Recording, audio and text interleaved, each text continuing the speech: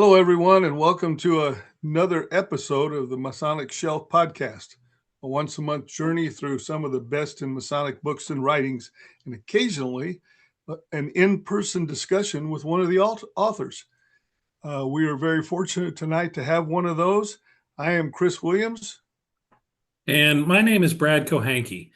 Welcome back to the Masonic Shelf. We've got a great episode lined up for you today. We're sitting down with Chris Galloway, the author of Leading from the East, a book that's really been making waves in Masonic circles, especially for those of us who have served or are preparing to serve in the East. In this episode, we'll talk with Chris about what inspired him to write the book, some of the key lessons he's learned along the way, and how leadership in the lodge can go beyond just running meetings and truly make an impact on the brethren. We'll also be sharing our own thoughts and takeaways as we review the book and discuss how it applies to real-life lodge leadership. So whether you're currently in the East, headed that way, or just interested in becoming a better leader in Mason, there's something here for you. So sit back, relax, and let's get into it. The opinions expressed on this podcast are those of the hosts and guests and do not represent the views of any Grand Lodge nor a pendant body of Freemasonry.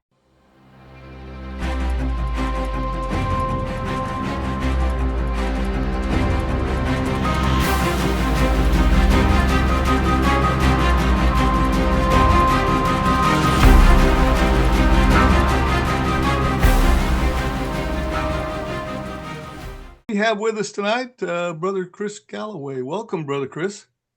Yeah, thanks for having me. I appreciate it. Looking forward to talking with you guys. Well, we've been looking forward to this for a long time. Can I go ahead and give some of Chris's credentials before we get started? Yeah, absolutely. Yeah, Brother Chris, and Chris, you're going to have to help me on this if I mess up, but Brother Chris is past master of Valley High Lodge number 1407. He is a current district deputy grand master for District 39. He's also chairman of the Committee on Masonic Education for the Grand Lodge of Texas. And if that's not all, he's the owner of Perfect Ashlar Publishing, which, by the way, published Brad and my books. So we're really excited about having you here, Chris. We may talk some business before the night's over. Yeah, I'm excited to be here, guys. One small addition there. I was also past master of Highland Hills 1373, the year that we merged with Anchor Lodge 424, which is in 2024, 2025. So, yeah. Very good. Very good. You're a glutton for punishment, Chris. I am, unfortunately. Well, I have really been looking forward to talking to you about this book. I love this book. I absolutely love this book. And I think what I'm going to do is buy a copy for every incoming master at my lodge up here. I love that. I think it's a good idea. It's got some really good practical and sound advice for incoming worshipful masters. And I think I'll give it to them when they're junior warden, so that they can utilize it for their planning year when they're senior warden. But really, really good job. Yeah, and it's not radical. I guess maybe that's not the right word to use, but it's not, it's good for everybody. There's not going to be anybody out there that it's not going to be good for you. You took all the stuff you learned at officer leadership training and then added your own experiential advice and gave some really practical examples of how that stuff was put into practice. So kudos to you, man. I really, really liked it. So yeah, and that's a good pickup. And you might want to share with the listeners that both of you are who taught me at officer leadership training. So I took everything you guys taught me and kind of put my flair and spin on it my year in the East. And that's all I did. Yeah. Yeah, and we're so happy that you're chairman of that committee now. So yeah. Talk about full circle, right? Yeah, it really was. You guys had a huge impact on me, and that's what really led to wanting to write the book, and then eventually ending up where I am on the committee. So I appreciate that. Well, I'm really, really super excited that you wrote the book.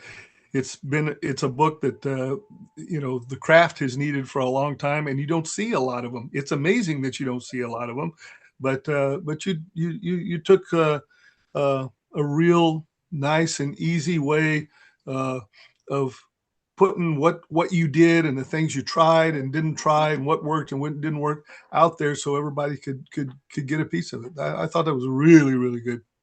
Yeah, the last time I saw something like this that was as impactful as this was the Masters book by Claudia. Mm-hmm. Yeah. And that was a good one, but it's really, really outdated now. Yeah. And so, I'm really, I can't say enough how much I like this. So, well, let's get into it, man. Yeah, let's do it. In the introductory chapter entitled Journey to the East, you're talking about when you first became interested in joining Freemasonry and how you tried to contact two different lodges. Yeah. Can you tell that story?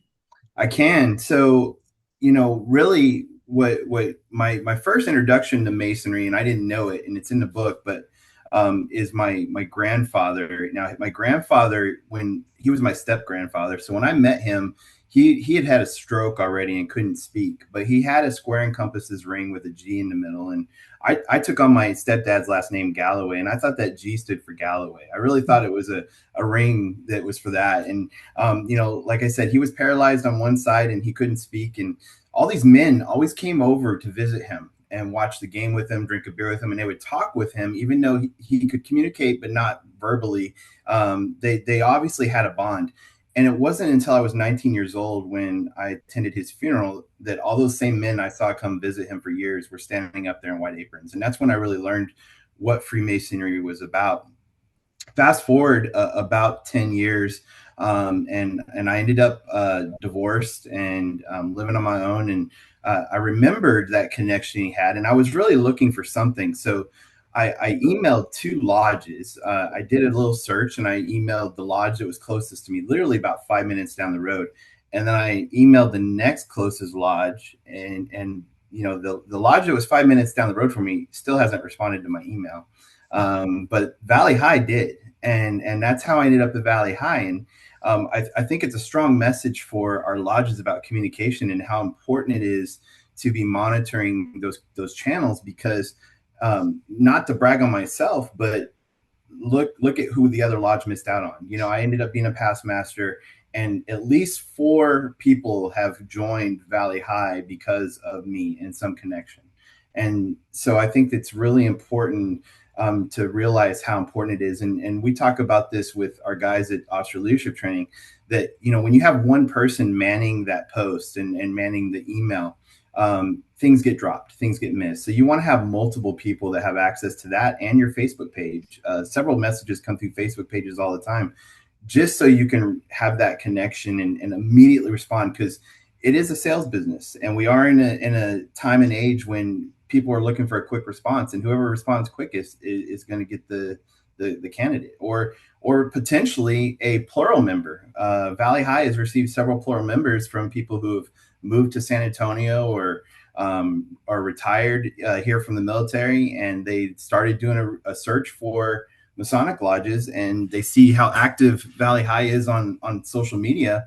And Valley High is not any more active than any other lodge. It's just that we post it, right? And so that's what gets people's attention. So that's kind of the story. I'm still waiting for that email from that lodge, and I kid them every time I see them, because they are our sister lodge, and several of those guys have already come over and been past masters at Valley High now. But it is kind of an interesting situation. So, but you're not willing to name that lodge, are you? Well, even if you did, we would edit it out. So. But they know who they are. Yeah. And you know what? That your point is well taken, because if you're the busiest lodge in town and nobody knows it, you're still not getting those inquiries. You're not, and you don't respond, you're still not getting those guys. And it's social media, just having your whatever it is out there so people can communicate to you. If you don't respond back, you lose big time. And I thought that was a great point. That's right. And I was tenacious and I was looking for something, but it makes me wonder how many potential members do we lose across the fraternity because someone sends an email and never gets a response, and Absolutely. And in today's day and age, people aren't as likely to walk and walk up to a door and knock on it. They're more likely to connect through email. I'm going to shout out Austin 12. They have a Zoom meeting, standing Zoom link, and they invite people to that Zoom because people today are more willing to get on Zoom like this, have a conversation, than go knock on a door. And they raised I think 12 or 13 Master Masons last year because of that, because they had that connection in that pipeline and have a way to connect today's age. And that's not in the book because that it was right at COVID when I wrote that book.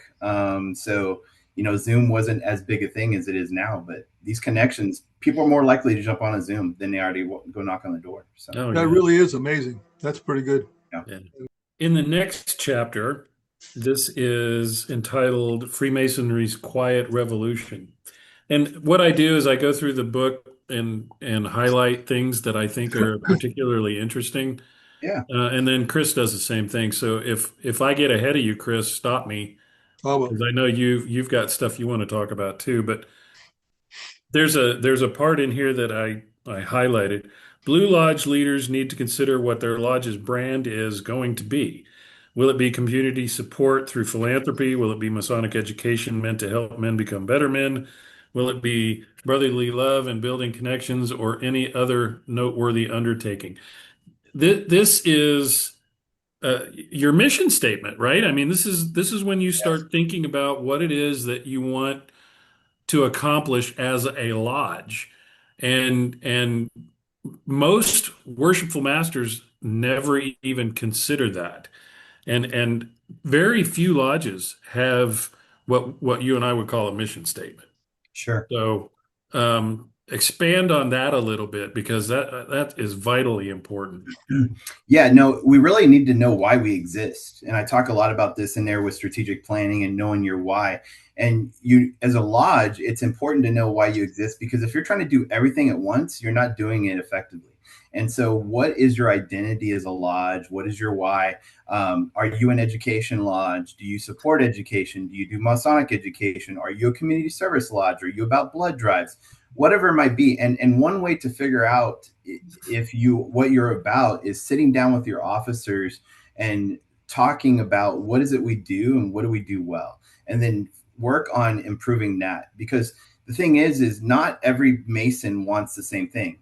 I came to Masonry looking for one thing, and now education is my piece. I love education, and that's what I'm seeking. If I'm not getting it from my lodge, I'm going to go somewhere else and find it.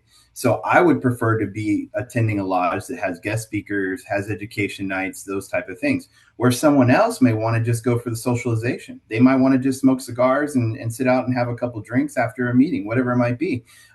So as a lodge, you have to decide what it is that you stand for, what it is you're about, what your identity is, and then really focus on that. And then that way the Worshipful Masters can plan their years based on those things and really make an improvement to their lodge, and then attract the people that have similar interests. I always say this, that every lodge, every Mason isn't a fit for a lodge, and every lodge isn't a fit for a particular Mason.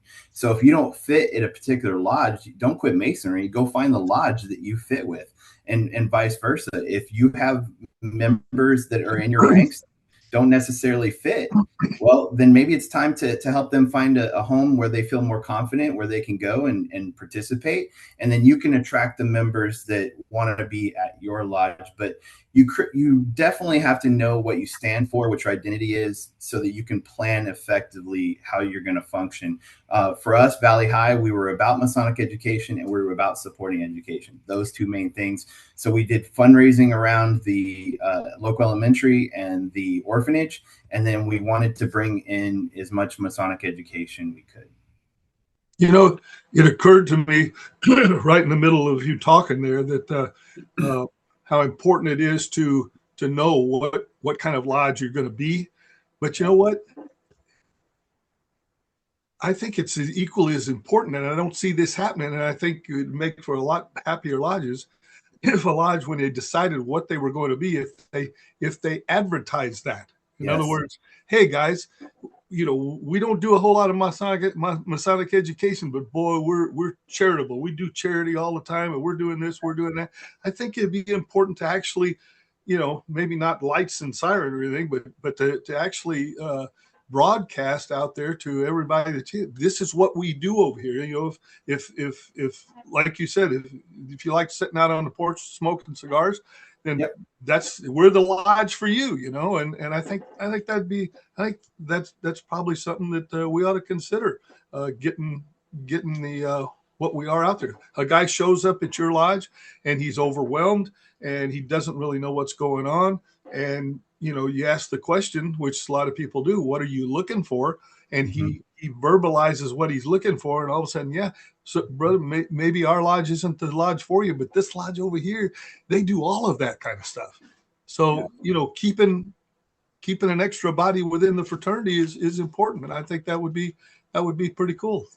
I agree. Yeah, that is a really, really good point, Chris, because so many guys and so many lodges are so concerned with increasing the number of initiates that they get and building their own membership that they don't take into consideration the possibility that if he joins the wrong lodge, Freemasonry is going to lose him, and then nobody will have him. We had a guy come over to my lodge up here a couple of weeks ago, and my lodge is mostly about education and camaraderie. And he was looking for a lodge that would help him to contribute to the community in some way, shape, or form. He was more about the charitable aspects of Freemasonry. And there's a lodge 2 miles from us that is all about that. So I sent him over there, and he was initiated the other night. So, I mean, you got to find the right fit for the guy and take into consideration the needs of the craft over just the needs of your own specific lodge. Yeah. That's such a good point, Brad. That's something that I've been really harping on lately, is that I think that we've gotten too hung up on focusing on saving our lodges instead of thinking about the importance of the fraternity, right? And someone posed this question to me once. They said, why do you think that is, that people get so hung up on not wanting to consolidate, not wanting to merge, whatever it might be, or save a building, when that's not really what Freemasonry is? And my response was, well, I was that person too, because when I came through Valley High, they were there for me in a time when I needed them most. They raised me, they mentored me, and I stuck to my Blue Lodge until I finished in the East.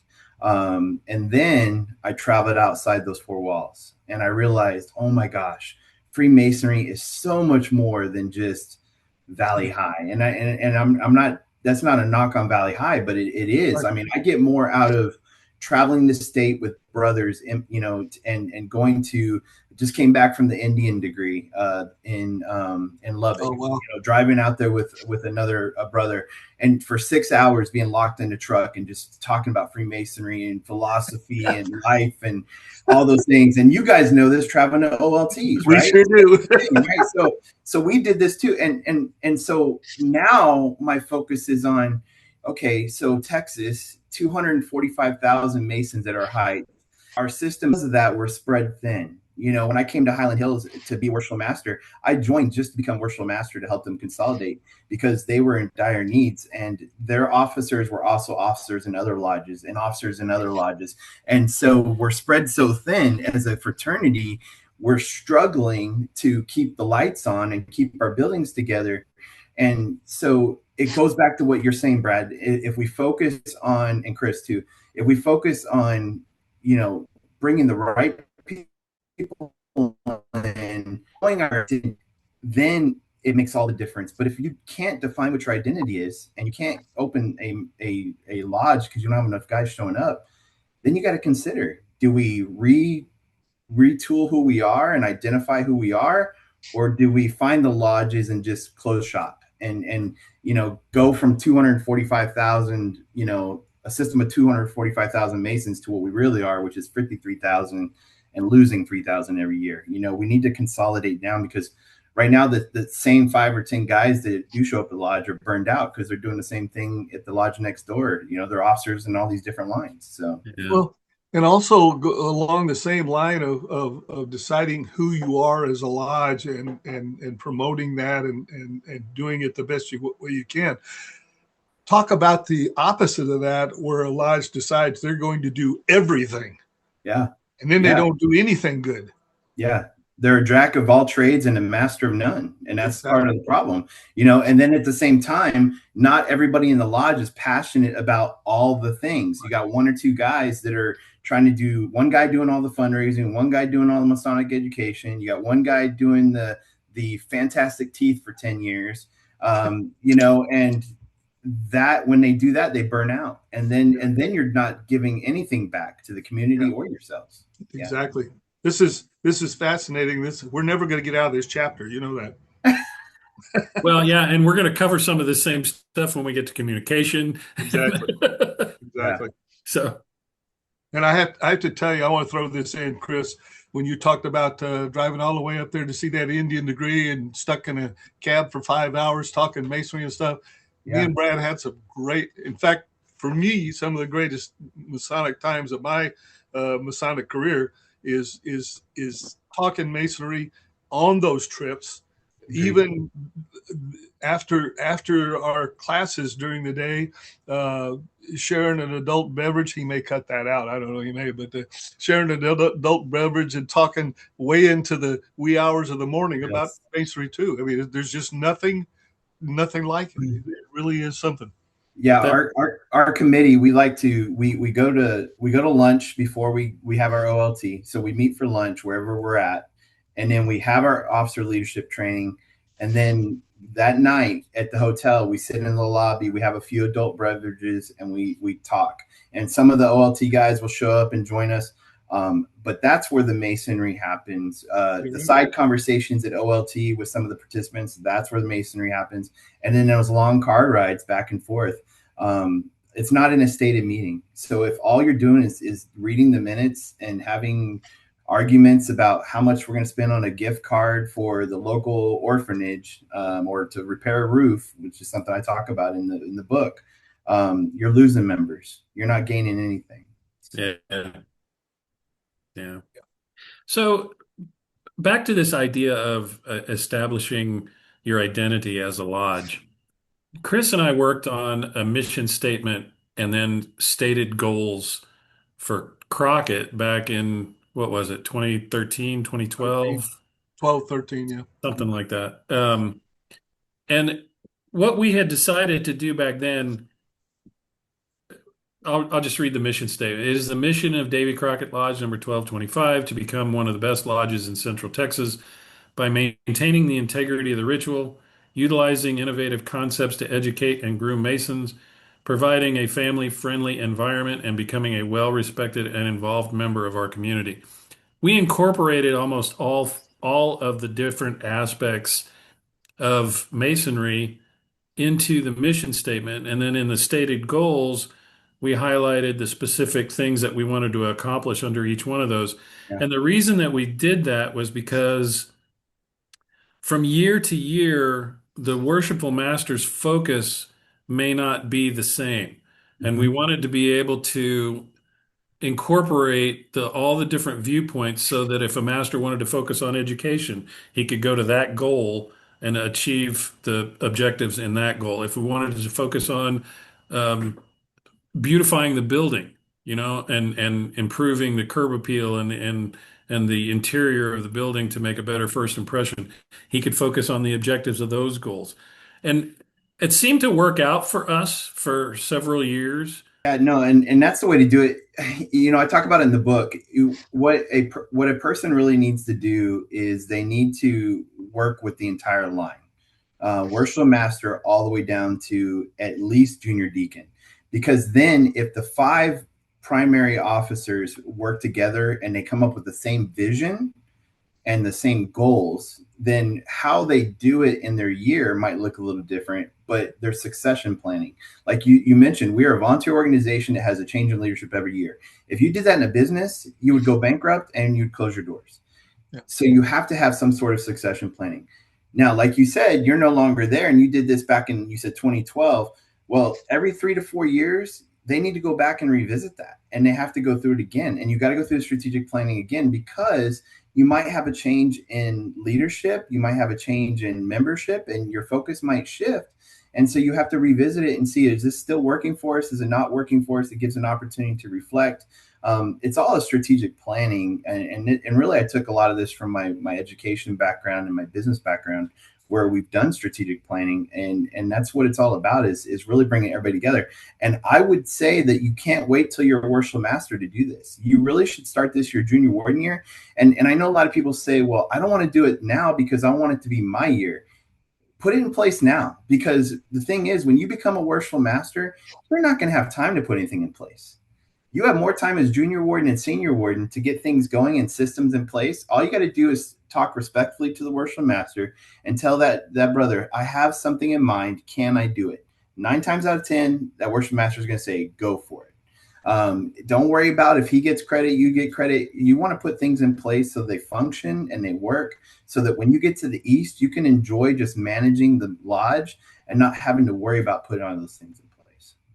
There's another good quote in here in the next chapter that I highlighted. The brother who accepts the honor to lead his Blue Lodge should not push his agenda, but should rule from the perspective that he represents all the brethren of the lodge.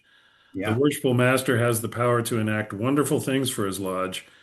Consequently, a Worshipful Master that does not understand his responsibilities to the lodge, or worse yet, is power hungry, can also destroy it.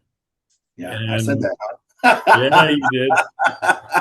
So, as you guys know, my usual vocation, I've been a superintendent of a school district, and now I'm a regional director for Oklahoma and Texas schools for a charter school group.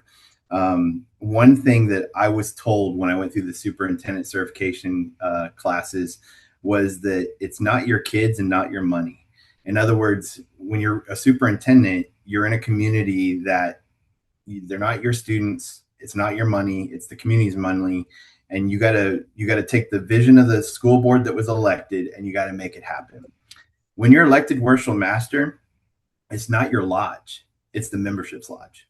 And so you got to take the vision of the overall membership, and you got to make that happen. That's ultimately your job. Your job is to serve. It's an honor. But anyone who's seeking a title or who's power hungry, you're going to get pushback from everyone. You're not going to get any buy-in for anything you want to do. I tell brothers that when you try to plan your calendar in isolation and you don't share your calendar and you collaborate, you're going to bring a bunch of stuff to the table and people aren't going to want to do it, and it's just going to fail. So ultimately, you're better off starting early on in the line, collaborating with the officers, coming up with the best possible vision, best possible goals, best possible calendar, and work together and stand humbly in the East, and respectfully lead the best you can. So yeah, if you wait till you're in the East, by the time you're able to put into practice the things that you want to do, your year's pretty much over. Yeah, you're going out. Yeah. You know, so yeah. What did we used to say? Fail to plan to fail. Plan to fail. That's right. Yeah. Yeah, and that leads into the transformational leadership theory by Bass. I thought that was really, really good to include that, and getting buy-in. You know, you talk about intellectual stimulation. He inspires his leadership team and the brethren to think creatively about the Blue Lodge and how they can progressively improve their lodge. Mm-hmm. And it starts early, right? I mean, it really, really does. Yeah. Yeah. You have to start as early as possible. Again, you know, even in my year was the COVID year, you know? So here's the thing. If I completely waited until I got to the East to do all the things I wanted to do, there was no way I was going to finish because I didn't even get a full year. So it really is, you never know what's going to happen. You just have to dive in. You never know what big projects are going to come up. We had to repair a roof in my year. We had to do some major renovations, those type of things, and those can derail anything else you want to do. So you want to make sure you have a good solid plan in place on what you want to implement, and then start early as possible. And it starts with your committees and building relationships in your lodge, supporting your committees, putting the right people in place on those committees, and having the right people in line as well.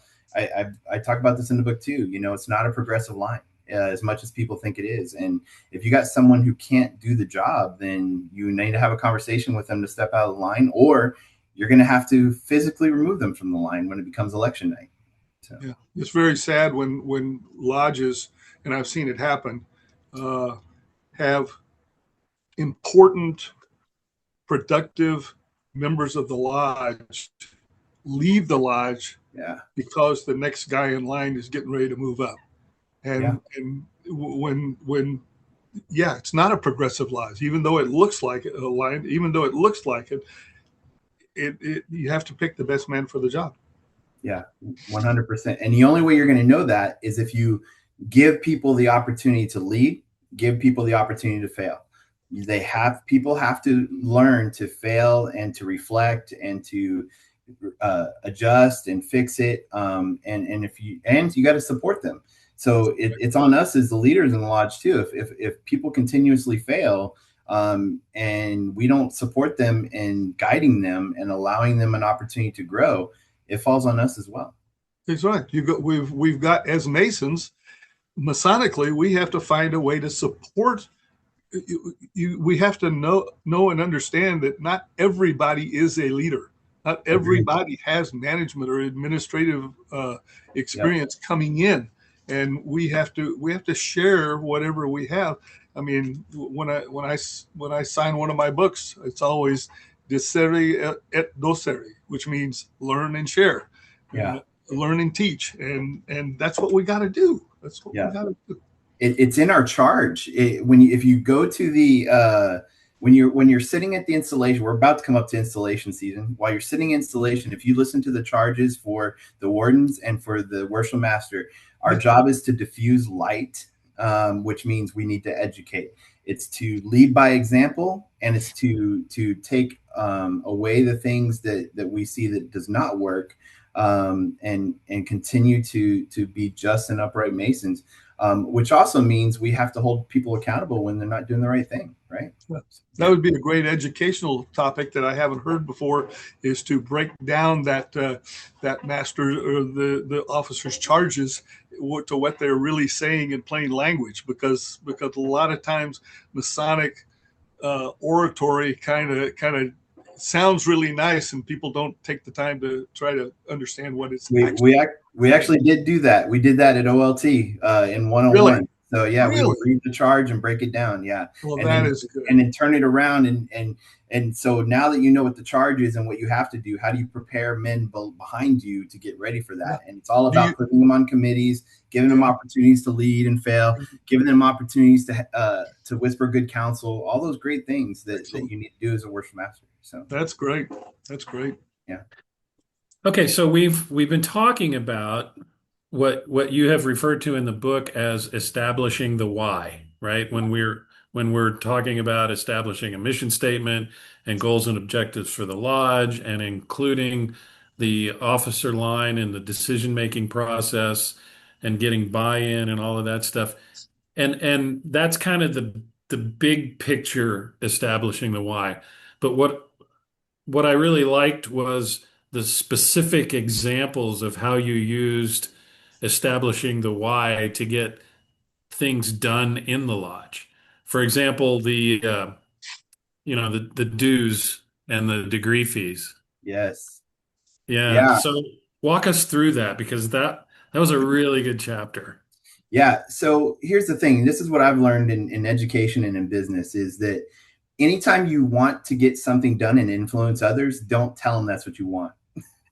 You have to lead people to that. And so what I did is actually I'll be teaching it this weekend in 39. There's an education summit we're doing in District 39 between A, B, and C, and it's budgeting and forecasting. And we take the Form 71 and we break it down based on the amount of dues you bring in, how many dues paying members you have, what you get from your endowment check. So all the pretty much guaranteed money you get.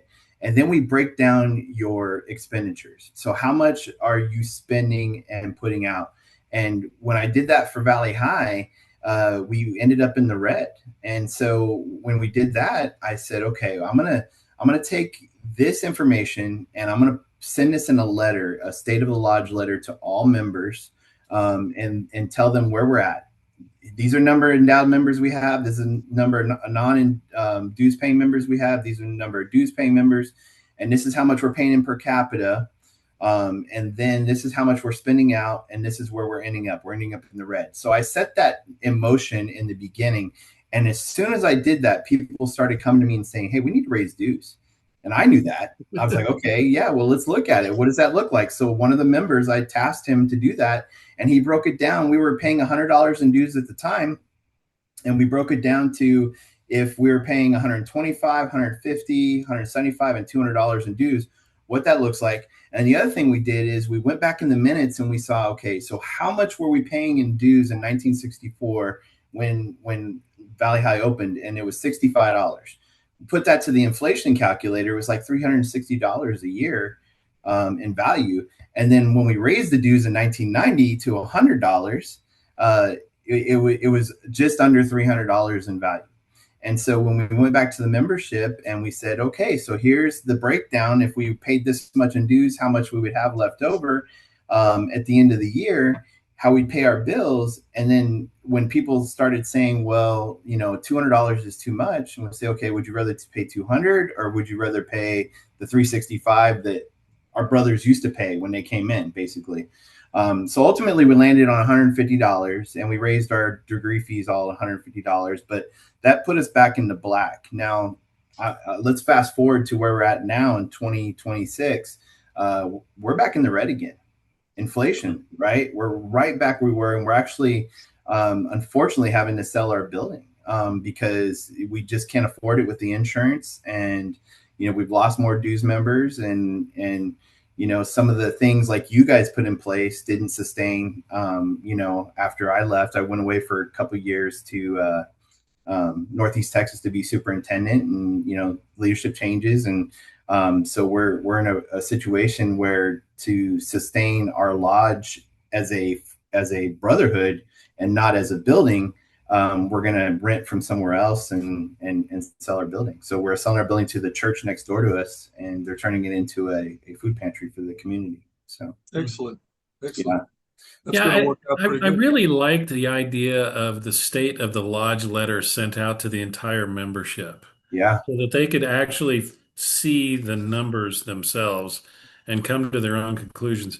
I mean, when I joined Davy Crockett in 1991, I think our dues were $65. Yeah. Well, when I got in the lineup, 20 years later, the dues were still $65. Yeah.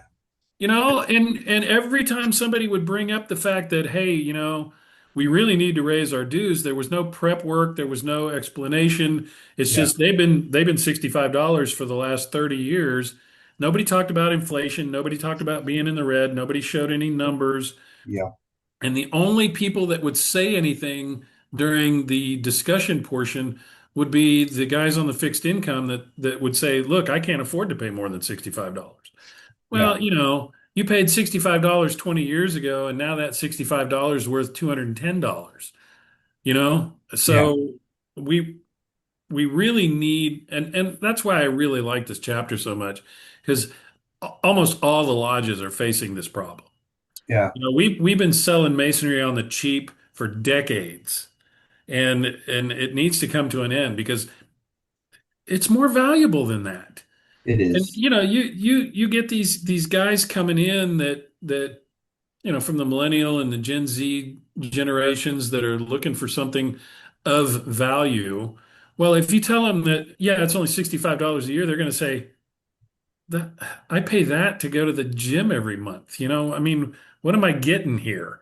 So there's a lot of ways to look at it, but this is a great way of approaching that problem. So, well, and Brad, I'll say this is that, we also had a few members that were like $150 is too much a year.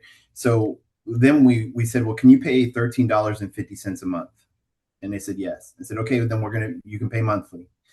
So we set up a PayPal where they could pay monthly. The other thing I'll say is with the state of the lodge letter, one of the unintended consequences I had from that was all the endowed members sent me checks. So that entire year, I think we got about $2,200 in checks that just came in the mail for donations, because we told them that we needed to fix and repair some things in the lodge as well. So when you communicate with the brothers, they're willing to share. Which if I might get on a soapbox a little bit, I talk about in the book, I'm actually a big fan of endowment because I think I'm the right way. Yeah, I was going to ask you about that next. Yeah. So go for it. So I'm a big fan of them, but here's the thing. In Texas, the minimum that a lodge can do for an endowment is $500. Well, if the return is 5%, so 5 times is about $25, or $5 per $100. Sorry. So you get about $25 for $500. Well, our per capita is $27.50. So if you have people that have $500 endowments, then you're already in the red when it comes to paying for their per capita. So you need to get them to at least 600 just to pay for per capita. So my recommendation as Worshipful Master is do a stay the lodge letter. Tell your brothers that are endowed at $500, hey, we thank you for your endowment. By the way, here is a form to submit $100 if you're capable to $600. Please do that so that we can cover your per capita and we're not in the red. And so, one of the things we did with our endowments is we did 2 fundraisers my year. We did a fundraiser for scholarships and the charitable activities, and we did a fundraiser with coins for endowments. And we purchased endowments for deceased brothers that would increase our endowment investment in our lodge, and at the same time gave us a certificate so we could bring a widow in and say, hey, we purchased this in the name of your husband who was a member here, to help sustain our lodge. And it so gave us 2 ways to help our lodge: 1, financially, and 2, by engaging our widows. So yeah, and not only that, but you've generated $25 in income on that $500 endowment, which isn't required to pay per capita because Correct. the brother has passed on. Yep. Yeah, I mean, if I can give a piece of advice out there to anybody who loses a family member who was a Mason, if they want to honor him and his legacy, in token of their thanks to the lodge for performing the Masonic funeral, buy an endowment in the brother's name. It'll help the lodge and it'll keep his legacy alive. So yeah, I love that.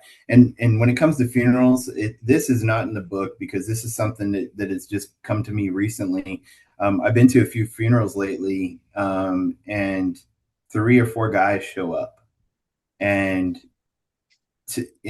sometimes the Masonic funeral team doesn't show up, and then we're scrambling to conduct the funeral. And one thing that bothers me about that is the funeral is not for the brother, it's for the family. Yeah. And that family has sacrificed time away from that brother so that they could go and be engaged in the lodge. And what message does it send to the family when only 3 or 4 guys shows up to the funeral? So I'm passionate about that. So I love the idea of buying an endowment, the family buying an endowment in his name, but even the lodge doing it if they can, and bring the widows in and just thank them for allowing their departed to spend time with us and to sacrifice their time away from their family and kids to be with us. Because, you go by a police officer funeral and there's 200 guys out there and women, men and women, and firefighters that don't even know him. Why are we not doing that? We should be a lot better at that. Even people who we don't know, we need to, we can't show. Unfortunately, the reality of the funeral thing, and I'm very passionate about funerals too. And I really think that every lodge should have their own funeral team. Agreed. Of guys that are committed to performing these funerals. And I'm a funeral master, and I've done several funerals where I was the only one there. Yeah. Yeah, I think that's a sad, and by the same token, you get a guy that's been active for all these years, and boom, you look and there's 20, 30 Masons there. Yeah. And you try to contrast that, and the reason is people don't know it. And then you got guys that work that have trouble getting off and all that. So, man, I think if we put more of a focus on creating these funeral teams to do these funeral ceremonies. I can't tell you, you know as well as I do, Brad, we've talked about it 1,000 times about how many men joined Masonry simply because they viewed a Masonic funeral. In fact, Brad has a story that goes right along with his dad and his funeral that goes right along with what we're talking about. And I think it's just so important. We could spend all night talking about it, but it just irritates me every time I go to a funeral.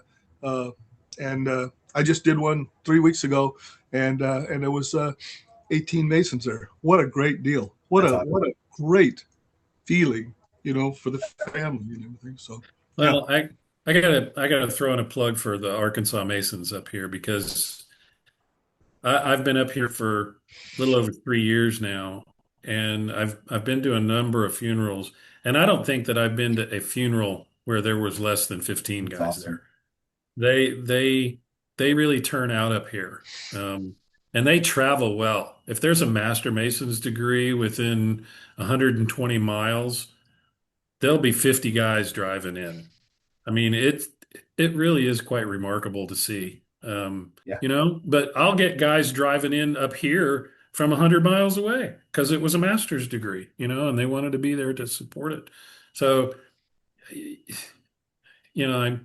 there's things up here that I really, really appreciate, and then there's things in Texas that I appreciate as well. But funerals and travel time up here is really good. The next thing I wanted to talk about was with regard to community events and the importance the important role that plays in generating interest from potential candidates. And you specifically mentioned trunk or treat. Yeah. And then the social media advertising of that afterwards. So tell us that story. That was great. Yeah. So one thing, Valley High building is not in a very safe neighborhood. It used to be. It's right next to Lackland Air Force Base. But, like most military bases, the area around it has kind of been dilapidated a little bit. And we wanted to create buzz on who we were. And a lot of it came from Adam Sanchez, who's a member, the past master of Valley High, and he grew up in that neighborhood. And he drove by Valley High and didn't know that it was a Masonic lodge. He thought it was an old rundown VFW because, the grass wasn't cut and there was no windows, and he never saw anybody there because the only time people were there was for a stated meeting once a month.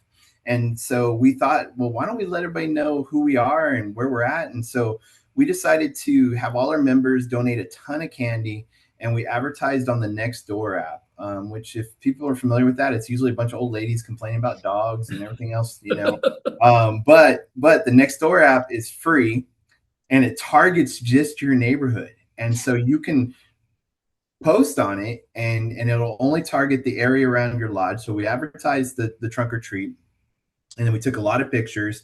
And then we posted that stuff on the Nextdoor app and on Facebook, and tried to show that we're active. But we also had an open house the same night. So as dads came by, if they were interested in going and seeing the lodge, hey, come on in. You want to take a look around? We'll show you around. And we had little note cards that you could put around the lodge room so people could know what, this junior warden station was, and the Worshipful Master station, and all those things, the altar. And so it allowed people who were interested could look around. And likewise, we had another situation where we had a connex that was full of bees, and we got some complaints about it. And so we had an exterminator come out, killed the bees, and he told us there's a hive under there. You're going to have to tear out the floor and take the hive out, or else those bees are going to come back next year. So we tore out the floor, and we took pictures of this hive and posted on the Nextdoor app. And some of the comments and responses, one of them was, "Hey, I didn't know there was a Masonic Lodge in the neighborhood. My dad was a Mason. I always admired their leadership as men." And my response was, "Hey, thanks. We have a stated meeting coming up. Why don't you come by and have dinner with us?" So there again, that engagement and response when people are interacting on social media. So you got to let people know where you're at. I mean, no one's gonna go out there and advertise who you are. You got to do it yourself. And yes, we don't recruit. I said the R word, but you have to. I mean, that's the only way people are going to know who you are, and you're going to gain people. Because nowadays, again, people were seeking us. Now they don't even know we exist. So we have to put it out there so they know. Not only do they not know we exist, most of them don't care. Correct. Yeah. Yep. But they would if they knew what it was that you were engaged in doing. Exactly. And that was another thing. And we'll get, I think it was when you were posting and tagging the school. Yes. So all the parents could see the stuff that you guys were doing for the kids and stuff. So if you're going and you're doing fantastic teeth programs, don't just send one guy over there with the packets and drop them off in the nurse's station. Yeah. Go over there and get engaged and talk to people and take pictures with the principal and tag the school when you post it on your Facebook page, and all the parents will see it. And that's a great way of getting your name out there in the community. So yeah, I think one of the biggest mistakes we make is when we give out a education award or we give out a scholarship, we bring the family to the lodge. Well, then it's only the family who gets to see that. yeah. So, high schools have scholarship nights where they give away 100 scholarships with 200 or 300 people there. Be a part of that. Go there and do that. When you give a teacher an award, go to the school board meeting where they're actually recording the meeting and they live stream that meeting out so people can see what you're doing. And then again, take pictures. And when you tag the school's social media or the school district, then anybody and everybody who follows that school district is going to see what you're doing. And just make sure you're branded. Wear your polo shirts. Make sure you have the square and compass on there, your lodge name. Everybody's wearing the same color, your uniform. Dress nice. Don't look like a slob. And make sure that you're presentable. And that's what we need to do. We need to do a better job of getting out the community and letting people know who we are. Yeah, you say in reality, Valley High Lodge is not more active than any other Masonic lodge, but the frequent posts on the page communicated a message that we are engaged in the community and focused on Masonic education. Yep, that's right. That's great. To have social media, this fabulous, ugly medium that is just as bad as it is good, but to have it and not take advantage of it is sad, very sad. Yeah. Yeah, we have to take advantage of it. And I know the numbers have changed, but at one point I remember from 18 to 25-year-olds, the majority of them get their news and information from social media or YouTube. And so it's through podcasts like this that, people, I listen to podcasts and audiobooks all the time. That's where I get most of my information. So if you're not putting yourself out there, then you're not doing what you need to do to get the people you need. So, yeah. Analysis paralysis. Yeah. Yeah. So I love the roof story, and I love the story about your father-in-law. Yeah. So tell us what happened that night and what you learned from it. Yeah. So for about 3 years, we kept talking about needing to fix the roof, and we did what every lodge does. I think we argued about how much, and I'm using quotation marks, how much it's going to cost. Well, this is a difference of opinion among several different brothers about how much it's going to cost. We would go out and get quotes. It's going to cost this much. And it would come down to a few guys saying, well, I can fix it. And so then they would get up there and they would patch the roof.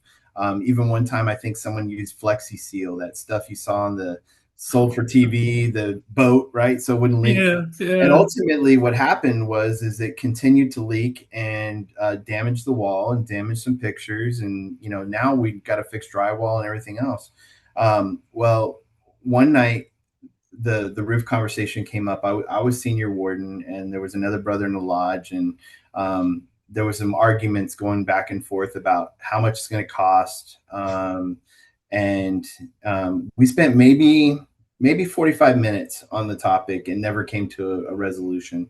And it comes down to that analysis paralysis. We're going to spend all our time analyzing the situation instead of doing something about it. Well, my father-in-law, along with two other EAs, never came back. And my father-in-law was an EA, and he told me, he said, I didn't join for this. I joined to give back to my community, and all I heard was a bunch of arguing and fighting and about a roof. And that's not what I was here for. So what I learned from that was, number one, when I became Worshipful Master, we would have all the difficult conversations in officer meetings before we got to the stated meeting. We would allow anybody who wanted to come, but at least at the officer, so we were all on the same page. Then communicating that out and saying, we're going to have another meeting, maybe a called meeting, to have this discussion. Instead of doing it as a stated meeting, we're not going to vote. We're just going to give information. So that when we did get to the stated meeting and it was time to vote, there was a little discussion. Additionally, as Worshipful Master, I limited the amount of time someone could speak. You got 3 minutes to speak, and you could have a 1 minute rebuttal. Secretary would record, and once that 3 minutes is up, you're going to sit down. And there's not going to be back and forth. And the thing is when we're addressing the lodge, you're supposed to address the Worshipful Master. You're not supposed to be addressing each other. And so Right. I stuck to that protocol as well. Now I will tell you, we were able to fix the roof for $1,200 because I called the insurance company, and that's what our deductible was. And no one ever called the insurance company. But when I became Worshipful Master, that was the first thing I did. And it would have ended it all right then there. We had the $1,200. We could have fixed it, no problem. And we could have done it 3 years prior.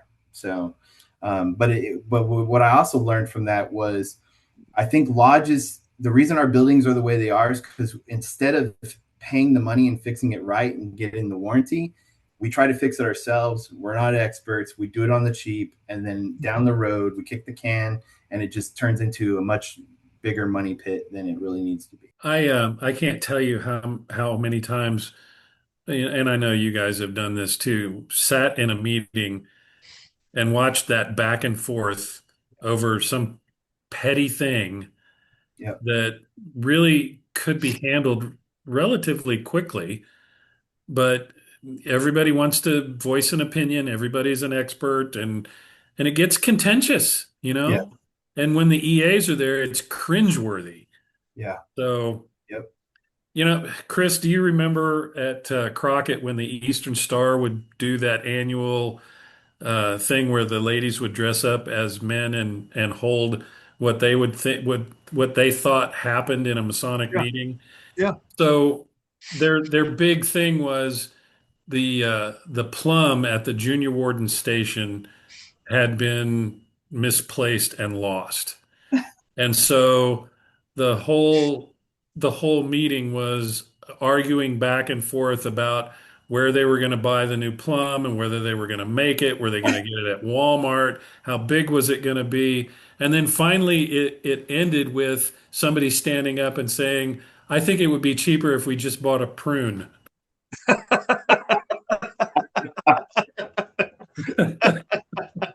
Yeah. And they were never in those meetings, but I guarantee you every husband came home and complained about those meetings. Yeah, And that's why that's how they knew. Yeah.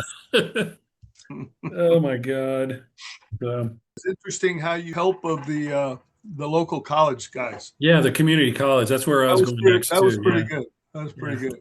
Yeah. So, as I mentioned, we had a lot of damage to our drywall, but we also wanted to do a few other things in the lodge, like the checkered pavement in the lodge room. We wanted to redo some bathrooms.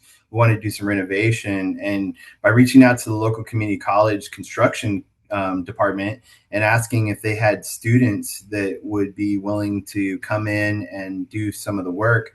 And I found out that they had a foundation there where they worked with nonprofits. Well, we qualified as a nonprofit. And so all we had to do was pay for the materials, and the labor was free.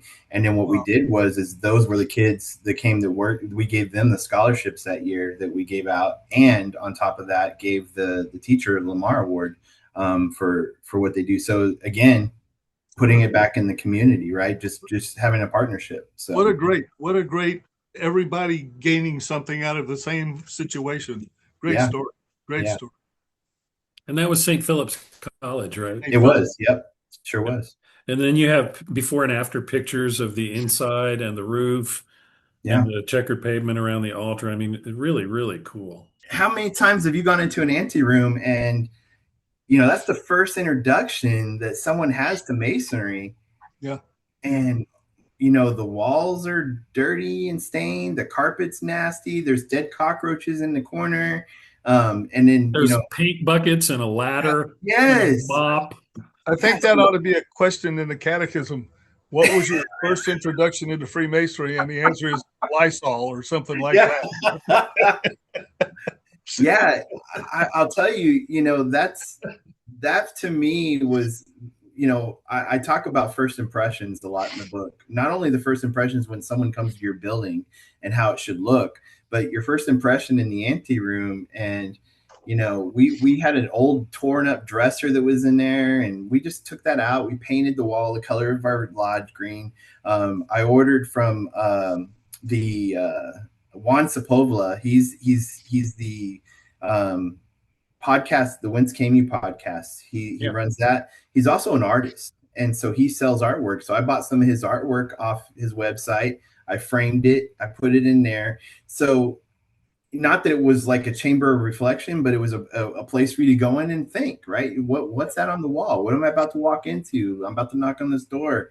But at least it's clean, you know, and I don't have to worry about stepping on any dead bugs or anything like that. And, you know, I've seen so many crazy anterooms that I feel like that we should at least give the experience to the initiate something that they're going to remember, and not in a bad way, you know, something to help them reflect. And makes you start to think that I'm the newest member. They're going to make me clean up. Right. Exactly. Yeah. I mean, if they don't care about their building or their anteroom, then why would I want to belong to something like this? So. Being the lead learner.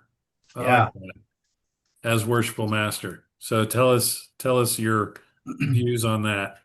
Yeah, so I mentioned to you guys that I like to listen to podcasts and audiobooks, and you know, we have our communication channels through Facebook or through group chats and things like that.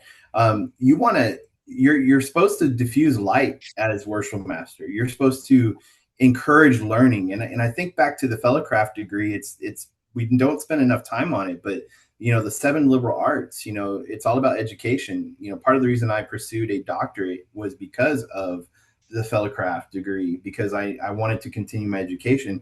So you need to lead by example and share with your lodge the things that you're learning, but also encourage them to learn as well. So what I would do is when I would hear a really good episode or a podcast episode that stuck out to me, whether it's on leadership or on Masonic topics, I would share that with the lodge. I would send it to them through a text. And they may listen to it, they may not. That's not up to me. My job is just to try to show them where the water is. I can't make them drink it, but if you do it enough, eventually, you know, you can have an impact. I mean, the way you can influence people is by sharing with them the knowledge and the resources that you have, providing them the books. One of the things our lodge does and has done is, you know, when we initiate a new entered apprentice, we give them his dues card, we give him his Grand Lodge book that he's supposed to read, and then we also give him the Carl Claudy entered apprentice book. And we tell him to read it, and then when he's done with his catechism, he's going to stand up and give an oral book report on what he learned from that book, because that book actually tells you why you went through what you went through. And then we do the same thing for the Fellowcraft, and we do the same thing for the Master Mason, all 3 Carl Claudy books. And it's by encouraging others to seek more light. Because here's the thing, once you become a Master Mason, you haven't received all the light, even you know, and you're entitled to all the light that lodge can give you, but there is so much more out there than just that. And so you encourage people to seek it, and you give them the resources, and maybe they'll start following a podcast or listening to a certain podcast or reading a book. But at least as a Worshipful Master, you need to be encouraging it, because if you're going to do it, then maybe somebody else will do it too. as a Master Mason, you just received all the tools. You got to pick them up and go to work now. That's right. Yeah, that's right. Well, and Chris and I have said this ad nauseum, but Freemasonry is the only place where you get your degree before you earn it. I love that. Yeah, that's right. Yeah. You get a master's degree before you earn it. That's exactly right. Exactly. But I really like the idea of the book report for EA's fellow crafts and Master Masons. And it reminded me, Rex Hutchins in Arizona used to require Master Masons, once they had given their proficiency, to do the same thing, to write and present a formal presentation. And I always loved that idea, and so I was really glad to see that you guys were doing it too. So yeah, I think our job is to I'm going to be cliche, I'm sure, make good men better, right? But ultimately, I feel like that, speaking and being able to articulate and to synthesize and to be able to understand something, that's all tools you can use to be successful in your careers. We should be providing those opportunities to the men in our lodge. We're supposed to help them become better men. It's not just about being a parrot and being able to regurgitate what was given to you, right? It's about actually teaching and modeling for them what it means to be a leader and be good men. So when I was Worshipful Master, my whole year was going to be all about education. Surprise, surprise. But and it continued for several years after that, all the way through Brad's year and everything. But back then, and I make it sound like it's the dark ages, we didn't have as much interaction between, let's say, podcasts and e-books. We didn't have Zoom. We didn't have Zoom. No, we didn't have Zoom. And the cool thing is nowadays, I mean, we had a past master who was treasurer, who came to me one time and said, "Man, I really like these education programs that you guys are putting on here, because I don't like to read. I hate to read. I don't read." And it's amazing how many people are exactly like that. And he says, "I get all my Masonic education watching you guys." And now they got podcasts, they got audio books and all that stuff. I mean, there's nobody can say I don't have the opportunity to learn, because it's all out there. It's all there. So that leads into the next discussion, and that is, Google Meets and Zoom. Mm-hmm. I know that in the Scottish Rite in San Antonio, COVID hit at a very inopportune time, because we were really cooking. We were building degree teams. We were reestablishing being able to confer most, if not all, of the degrees on stage, as opposed to just the terminal degrees. And then COVID hit, and we weren't even allowed to meet, let alone have reunions. But, necessity is the mother of invention, right? And we turned to Zoom, and we started having these, we called it a book club, because we couldn't discuss the ritual online, but we could read a book together and discuss it chapter by chapter. Yeah. And so every month we would meet online, and we would go through a chapter of, The Pillars of Wisdom by Albert Pike or somebody like that. And I noticed that you guys did the same thing at Valley High, and it was really effective. And one Valley High Lodge member, Brother Tim Long, noted that through the weekly internet education events, he learned so much about Freemasonry in such a short amount of time. He felt that he had received more Masonic education during COVID quarantine than any other time during his 20-year history as a member. And that's both sad and good at the same time. Yeah, but it opened up a whole new world, because that has continued, those types of things have continued. So I agree. That's great. Unfortunately, Tim passed this past year. That's too bad. Sorry, might get a little emotional, but he was a staple in our lodge, and he was a steward for years. Never was Worshipful Master, but he was a steward for years, and In fact, Adam Sanchez, I published his cookbook, the Steward's Cookbook, that he dedicated to Tim Long, and then Adam wrote a children's book about Tim, called Uncle Tim is a Steward. So go out and check that out. But yeah, you know the publisher. I do. Perfect Astro Publishing, great publishing company. Tim was really taken back by it, which is funny, not funny. As you mentioned, Chris, it's sad because he was craving it but didn't know it, and he came to every stated meeting. But we didn't quench his thirst that he didn't know he had, and then after that, I think he craved it even more. And so, again, you don't have to do everything in a stated meening, that, the arguing, all that stuff. If you're efficient enough as a master, you can knock all that stuff out before the stated meeting. And I always tell people at OLT, the order of minutes for a meeting of the agenda, you get to set that as Worshipful Master. So I tell them, put education first, because if anything's going to get cut, it's going to be education at the end. So by putting education first, then when all the arguing starts and it gets late in the night, it's going to stop the arguing. They're going to want to go home, right? So let's put the education first so that we can allow our brothers to gain that light. I mean, more so than anything else, that's what we're supposed to be doing, is teaching others. And so, yeah, it was great. And what we did is we had weekly, each person who would come to the meetings, they would prepare a topic, Freemasonry music, or famous generals that are Freemasons, or maybe something on Manly P. Hall.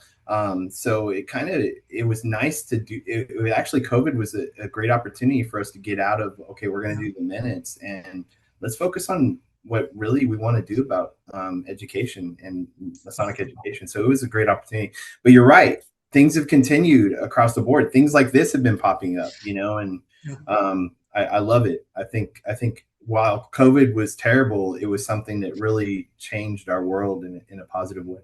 So we're getting towards the end, and I know we've already talked about the progressive line, but there you had a quote in here that I wanted to read, and it's, as a brother moves through the chairs, this is equivalent to a job interview. The lodge members should be watching the brother's actions and his skill set to best evaluate his potential as the future leader of the lodge. And that is a really, really good way of putting it. It is like a job interview. It is. And too often they think, because I started as junior steward and now I'm senior deacon, that I'm entitled to move to junior warden, or I'm entitled to be Worshipful Master. And it just isn't the case. That's right. If you've not proven yourself competent, then the membership has a duty to make sure the right person is elected for the job. Yeah, that has to be instilled. That has to be instilled in the lodges, and it's not. It's absolutely. Yeah.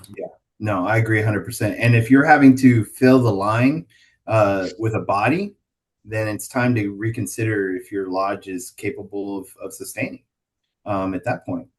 You have 1 year with a bad Worshipful Master, it sets your lodge back 2 years.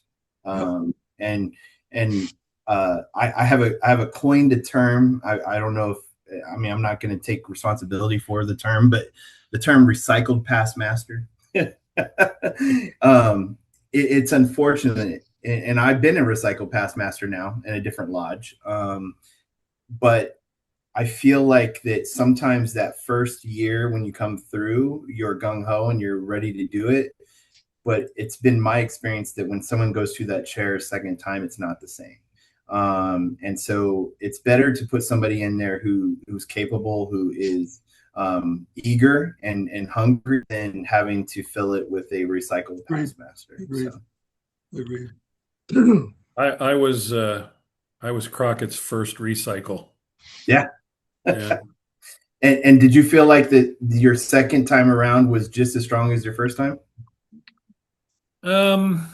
Yeah, but in a different way, because my first time I had lots of ideas that I wanted to experiment with. I wanted to throw as many things up against the wall and see what stuck. Yeah. The second time was all about training the line officers on what it took to properly plan for the year as Okay. Worshipful Masters. So my focus was different, and they were equally effective, but they weren't the same. You know what I Yeah. mean? That makes sense. Um, Yeah. But unfortunately, Chris, you're right. Going through the second time is not the same mentality as going through the first time. Right. Yeah. Going through the second time is more of a, hey, I've already done this, and I mean it's real sad, but that's the way it ends up being. Yeah. And I think I agree with you. I think it's more of a hurt than a help in that situation. It just can I say something though to that too? And this is something when we go through the charges that I was talking about. One thing that we talk about in the charge, it says that in the absence of the worshipful master, the warden ascends to that role. What I bring up is, does that always mean physically absent? And I feel like that if a worshipful master is not fully engaged in the lodge, they may be showing up, but they're not engaged. Yeah. Then it's the warden's responsibility to step up and do what needs to be done for the lodge. And again, you do that in a very respectful way. You approach the worshipful master and say, hey, I know you're busy. You don't have time to do this. Do you mind if I take this on? It's our responsibility as senior warden and junior warden to do that. So in the absence of the master, physically or not, they need to step up. And so that's one thing we share. It follows with what you said earlier, that if you've got ideas and things that you want to put into effect for the lodge, start as a junior warden and as a senior warden. And that way, if you're doing those things and your lodge is left in a precarious situation where a past master has to step in, and you know that he's not going to be, I mean, I don't know if I would have the same enthusiasm the second time around as I did the first, because there's a certain amount of mental feelings that go along with that, and to have junior officers that are stepping up to kind of try to implement the things that they've got coming up. I mean, I think that's fabulous. Fabulous. Yeah. Unfortunately, we've got too many past masters that leave the East, and they realize that they didn't really know how to be a past master until it was over, a worshipful master till it was over, and they lose that excitement when the lodge needs that excitement with them as a past master. Yeah, I agree. I really like your point, Chris, about the worshipful master not being engaged and it being the responsibility of the wardens to kind of step up. I had not considered that when I hear the charge. I always just felt like, okay, if he's not there that night, they physically move to the east and run the lodge for that particular meeting. But I really like that. Yeah. But speaking of past masters, they're a blessing and a curse, right? Yeah. They are. Yeah, and I know that you spend a little bit of time in the book talking about it. Yeah. Yeah. So, well, here's a little plug. I'm working on a past master book. So what you should do as a past master, how to truly engage in your lodge the appropriate way, because you're really, the past master is an officer position in itself, right? So you have a whole nother set of responsibilities. You're no longer that leader, but you need to lead by influence. But sometimes that influence can be overwhelming for a worshipful master, and you get conflicting things as well. And so you're going to have past masters come to you and tell you what they think you should do. You're going to have past masters that are going to still try to control the lodge through the worshipful master. So it's important for the worshipful master to seek the guidance of past masters, to seek their counsel, listen to their counsel, but ultimately that worshipful master has to understand that they make the final decision, and they do what's the best interest of their lodge. Going back to, hey, I'm here to support the lodge and what the lodge as a whole needs. It's not about what I need or what that single past master needs. And so past masters play an important role, but sometimes they can be controlling, and sometimes they can be overwhelming as well. Well, and It's kind of like dealing with the line officers and getting buy-in from your subordinates. Yeah. You have to get buy-in from the past masters too. You do. So, Yeah, 100%. because they're very influential, and they They can be can a huge asset as long as you're not constantly antagonistic between the two of you. So. That's right. Yeah, 100%. I remember when we were on the committee, the education committee, we had a planning program, and at the end of the planning program, I would say something about what you do with the past masters. They're going to be your greatest supporters, and they're also going to be your greatest critic. And without going into depth, I would just say, use them, but don't abuse them. And a lot of guys come up afterward and goes, that made sense right there. Yeah. They need to be involved, but they can't be in charge, no matter what. And don't get discouraged when they say, well, that's not how we did it in my year, or Right. yeah, we tried that, it doesn't work, or all of the negative remarks that you get from those grumpy past masters like me and Chris. I belong to a few lodges, and anytime that we would bring something up and a past master or even someone else for that matter would stand up and say, well, we need to do this. We need to go out and get more bids, or we need to go look at this. And I would turn around and say, that's a great idea. Are you going to do that?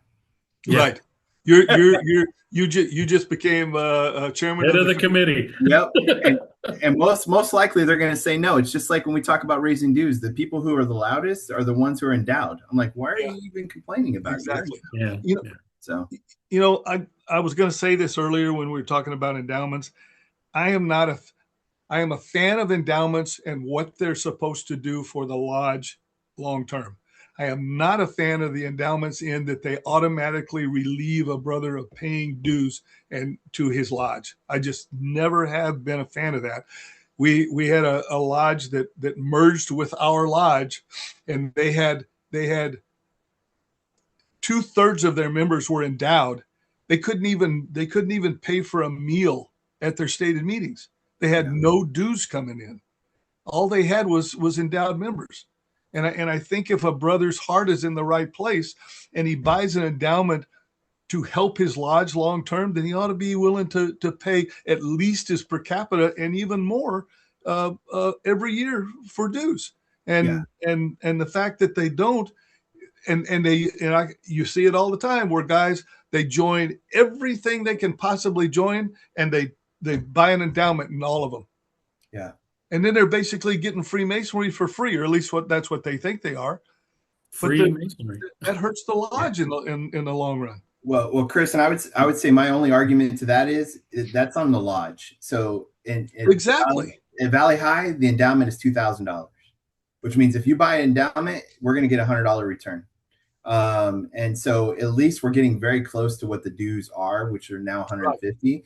But your endowment should be 10 to 20 times what your dues amount is. Exactly. So if your dues are $65, then your endowment should be $650 to $1,300, right? Exactly. So that you get close to, and if someone wants to buy it, they can make payments to buy it. I mean, there is a system in place for you to make payments to get your endowment, but the way I bought my endowment was at Valley High is I took out with PayPal when we could bill for that. PayPal did interest-free loans. That's how I did my endowment to pay for it because I couldn't afford to do $2,000 up front. But then now, anytime I contribute to the lodge, I do, or I can, like you said, I could pay my per capita, but they're at least getting $100 from me every year. So it's on the lodge. If they're keeping those endowments at $500 or even $600, that's part of the problem. You need to make your endowment as much that you get the dues back in return. And that is the problem. You're right. That is exactly the problem. And it's been that way. And there's a lot of lodges that refuse to raise the endowments. Yeah. And of course, lodges raise their endowments up so high that they never sell another endowed membership. Yeah. After that. So it's just the interesting thing is when your Valley High had $500 endowments, they sold a bunch. They went to 1,000, they didn't sell any. They went to 1,500, they sold one. They went to 2,000, they sold like 10 because so when they went high enough, people are like, well, we're going to buy them before they go any higher. So Yeah. but Good point. So we're gonna raise the cost of endowments every year until everybody buys one. yeah, The beatings will continue until morale improves. yeah. All right. Well, I got two other things that I wanted to cover, and one of them is really, really important. And I don't know if a lot of these guys who are aspiring to become worshipful masters realize what they're getting themselves into. Because ultimately, like you say in the book, everything at the lodge that has to be done may be delegated by the worshipful masters to subordinate officers, committee chairs, and committee members. But ultimately, it's the worshipful master's responsibility to make sure that it gets done. Yeah. And I can't tell you how many times I've seen guys say, okay, well, we're going to have a Halloween party for one of our family nights. And and you are on the committee, so I want you to plan it. And then he never follows up with them. And then the family night doesn't happen because the worshipful master didn't stay on them to make sure that it was continuing to move forward.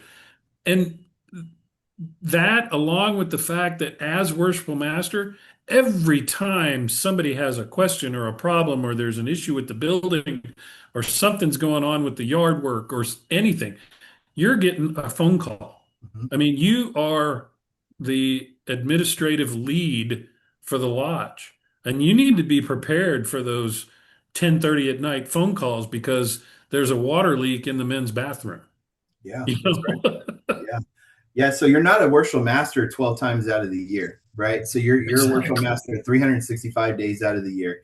And the thing you have to understand is that when you put something in place at one meeting, if there's no follow-up in between those meetings, it's probably not going to get done because we're a volunteer organization.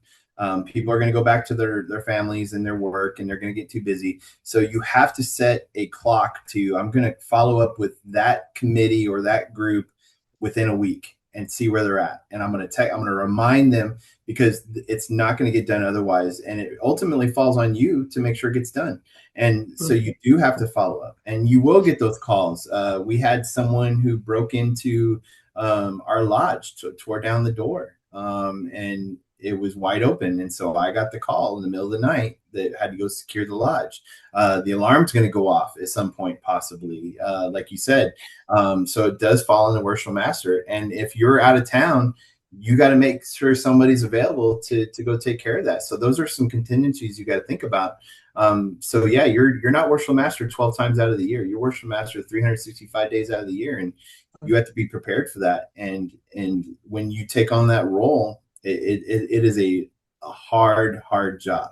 And hopefully, knock on wood, your year goes smoothly, but it doesn't always go smoothly. You're going to get calls for funerals, even for members who you don't even realize are still around in your area, and you're going to have to scramble to get a funeral ready in a few days, So the importance of planning, the emphasis, and I know you guys are doing the same thing on the committee, the emphasis on planning your whole year, having your whole year planned out in advance, even though it may not always go that way, but having it all planned out, all the things you want to do in advance, because there's going to be some time you're going to get that call. You're going to get something's going to go wrong that's going to require 100% of your attention.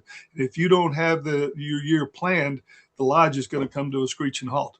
And you got to know that that's going to happen and be ready for it. In reality, you need to have your year planned by the time you leave the north, because if there's going to be a break in the line, it's going to be between the north and the south. And you might end up as senior warden the following year. And your year is going to be way too busy as senior warden supporting that worshipful master. So you might as well have as much planned as possible by the time you leave that. And what the heck are you doing in the north in the first place? That's what I want. His senior deacon position, man. Before I forget, I wanted to compliment you on something. You also included in the book a whole list of podcasts and Yeah. audio books and stuff, and also recommended Masonic reading in the back. I think that's important because a lot of people, hey, I want to read something, but what's good to read? I get asked that question all the time. The only thing I don't seem to see the Masonic Shelf in your list of podcasts back here. I need to do a second edition, and actually, I've thought about it several times, because I've learned so much more now, just from doing officer leadership training and getting to know people, but also since I've been Worshipful Master again, in a whole different situation, where instead of trying to keep the lodge going, we were closing it down, and literally went in for that purpose. And so, it's interesting, but yeah, I feel like I've learned a lot. Even some of the things I spoke about today aren't even in the book, It always amazes me when we were on the committee that the more we were able to teach everybody, the more we were able to learn from them. So I learned so much. Really cool. Yeah. From the people around the state. And just to give a plug to officer leadership training, I mean, that's why it's so critical to go to officer leadership training, because you hear so much from others around the state. Number one, it solidifies that we're all going through the same stuff. And number two, you get so many ideas that you can't get from the life program, Yeah, exactly. And just to give a plug to that, we're revamping that right now. We're actually creating an online version of the life program. So right now we're currently recording those, and we should have the junior warden life program out virtually by June, right before election, for anybody who do the junior warden, and the senior warden one we should have done before the end of the year, and probably the Worshipful Master one as well. So we've taken that book, and we've taken some of the pieces of OLT, and we're recording episodes like this, and then there's some activities that you can do so that it's virtual, because there's so many lodges that can't make it to OLT, but officer leadership training is critical. If you can do both, I highly recommend it. But I'm still connected with the people I met at Warden's Retreat back when you guys were doing that. So absolutely you can't go wrong. A lodge ought to make it a priority that their officers go to officer leadership training. And pay for it. Yeah, and pay for it. The lodge should pay for it. That's right. That's right. Because it's really benefiting the lodge more than anybody. Yep. The last thing that I had was setting the example as far as dress. Yeah. And the importance of dressing for the job that you want, type of thing. Yeah. Chris and I, when we reviewed Andrew Hammer's book, Observing the Craft, really focused in on dress code. And we don't go to Masonic meetings without a coat and tie anymore. That's just part of our regular regalia now. And as a result of that, quite a few other people have done the same. It's supposed to be a distinguished group of gentlemen getting together to talk about some of the most important aspects of life and your position in the universe and your relationship with deity, and what it is that we're supposed to be doing. And if you're showing up in shorts and flip-flops, then I'm not going to take your opinion that seriously. Hard to take a guy serious in that. Yeah. Yeah. I mean, when I was district deputy, I went to one lodge where the junior warden was wearing shorts and flip-flops on the night that the district deputy was making an official visit. I couldn't believe it. So yeah, the Worshipful Master kind of sets the tone for the way that the membership is supposed to present themselves. So I really like that you kind of hit on that as well. I enjoyed this book the very first time I read it, because I got to read it before it was actually published, but I really enjoyed it then, and I knew it was going to be good. And I know we're not going to rate the book, but because we don't want to embarrass Brother Chris, but I think that this is a book that every, if not every Mason, everyone who is an officer or aspires to be an officer in a lodge should have and should read. I push Carl Claudy's The Master's book real hard to anybody that's going into the East, and I think that that was written so long ago. I mean, it's still valid and it's still good stuff, but this gets it into our time and age, and I think it's a fabulous book, Chris. I appreciate you doing it. Thank you. I appreciate that. And even to be mentioned in the same sentence as Carl Claudia is an honor. So I appreciate that. I hear you. I hear you. Yeah. I hear you. I'm going to buy a bunch of copies and just kind of hold on to them as the guys progress in my lodge. I do have one complaint though. There's only one part in here that I really, really didn't like, and it's probably the person that you chose to write the foreword that gave me the heartburn. Yeah. For those of you who don't know, it was Chris Williams that wrote the foreword. And, I don't like that guy very much. So, Hey, Chris, tell him what I said when you asked me if I would write it. He said that he didn't feel like he was worthy. But, the reason I chose Chris Williams is because, again, I went through the Warden's Retreat, and he was the first one that I met through the Warden's Retreat and connected with. And then, Brad, you were the second one. So Chris got the first nod, and I kind of knew Chris a little bit from interaction. So, and I'll tell you guys, we really never got into this, but the real reason I wrote the book was I wanted to get down on paper something I could pass on to the guys at Valley High coming through, and then it just turned into, hey, maybe I should publish this, and it turned into, well, it's hard to get books published, especially in a niche like Masonic. So I just decided to start a publishing company, and that's led to over 20 some books have been published from different authors. So especially you guys, I appreciate all y'all, and I'm just glad that it's had the impact it has. Every now and then I get a thank you from somebody from somewhere that's bought the book, and to me that's more valuable than anything else. So.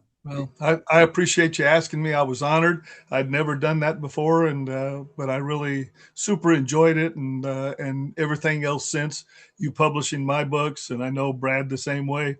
It's really been good all the way around. Thank you. Yeah, 100%. Well, and we chose to interview you and air this episode in May of this year because it's getting really close to election time, and it was strategically placed so that the guys who are watching this, who are coming into the East or even just coming into junior or senior warden's position, will know that it's out there, and hopefully buy it and learn from it and plan accordingly for their year. So absolutely, we really appreciate you being on. Can't wait to see the next book, the Past Masters book. Yeah. I'll have to send you an advanced copy and get your feedback on it. Cool. I'd love it. I'm about 3 or 4 chapters in right now. The chapter I'm working on right now is the responsibility the Past Master has in regards to Grand Lodge to actually be active and show up. So, yeah, it's a biggie. Yeah. It's a biggie. Well, that's going to wrap things up for today's episode of the Masonic Shelf, and we want to give a big thank you to our brother Chris Galloway for joining us and sharing his insights from leading from the East. It's clear that thoughtful, intentional leadership can make a real difference in our lodges, and his perspective gave us a lot to think about. So as we've discussed, leadership in the East isn't just about presiding. It's about setting the tone, building relationships, and creating an experience that keeps brothers engaged and growing. This book does a great job of reminding us that the work we put in as leaders has a lasting impact. We hope you enjoyed the conversation as much as we did and found a few ideas that you can take back to your own lodge. If you've read the book, we'd love to hear your thoughts too. Thanks for listening. As always, keep learning, keep seeking more light, and most importantly, keep reading, brethren.